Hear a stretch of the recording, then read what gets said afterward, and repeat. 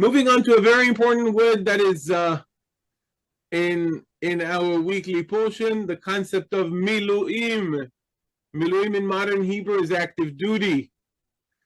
In the Bible, it's the ordination. Okay, this installation into a sacred service that Moses is preparing Aaron and his sons for the Milu'im. What was the date of the year of the 7 days of the Milu'im that are mentioned here in this verse?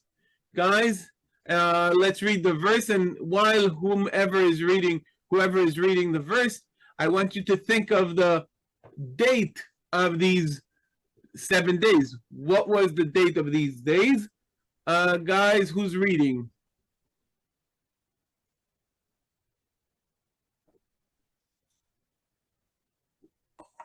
No problem. Oh, Betsy, go ahead. Umipetach ohel moed lo tetzeu shivat yamim ad yom melot yamei milu'echem ki shivat yamim Yimalle et Yedchem. You shall not go outside the entrance of the tent of meeting for 7 days, until the day that your period of ordination is completed, for your ordination will require 7 days. Right. So what is Milu'im? Milu'im is a sacred duty. Back then it is as it is now. Okay. In the Torah, the Milu'im does not have to do with a military service, but a sacred service, sacred ordination nonetheless. So that's the Milu'im that we have in the weekly portion. Related to the root Mem Lamed Aleph. Okay. To fill. Okay. So in any case, it is when you are called and summoned to do a service when something greater needs you, in both cases. So that's the Milu'im, and it shows responsibility and you know what you're being asked to fulfill that duty. That's the Milu'im. Note now, believe it or not, you know how the rabbi can tie everything to the weekly portion. So what was the date of these 7 days, guys? When do they happen? In the Matzot. These 7 days, no, they don't happen in the festival of the unleavened bread or the Passover, no? When do they happen? The inauguration of the temple. Come again, Gary, when? The inauguration of the temple. Inauguration, right. But when was the tabernacle inaugurated? What was the date of these 7 days? I don't know. I thought it was the first year after, the first month after 1 year of coming out. So the first month, right. What's the date? Which date of the first month?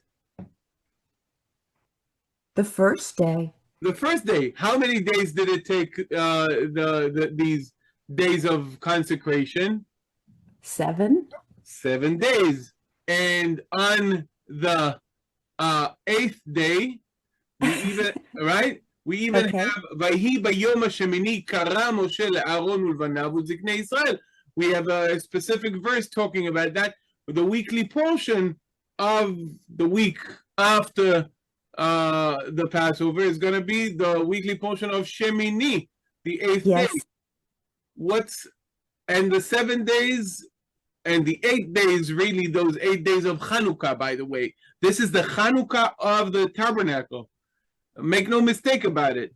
These 8 days are the Chanukah of the tabernacle, because Chanukah is dedication, inauguration of the altar, of the temple, of the tabernacle. These first 8 days of the first month Nisan are the Chanukah of the Tabernacle. Anyone knows what's the Hebrew date? Thursday, March 26th, guys? It's the 8th. 8th of the first month. Right, guys? Yes. So those of you who are in America, by us, we are already on the 9th because it's already Friday, but you get to experience the 8th day of the consecration, exactly talking about it with a weekly portion, with a word of Milu'im. There you go. It's always connected. Yeah, so that's the 7 days of consecration, 7 days of Milu'im, and the 8th day in which Moses is ordaining the whole, finishing the process of ordination and fulfilling the Chanukah of the tabernacle. I should say, guys, you can see in the book of Exodus that it explicitly says that on the first day of the first month, the tabernacle was erected, and there is a debate about among the rabbis, were the 7 days of the Milu'im preceding it or following it. I should say that the plain meaning of the text lean towards the 7 days starting on the first day. Okay, so that's a bit about these 7 unique days that end today.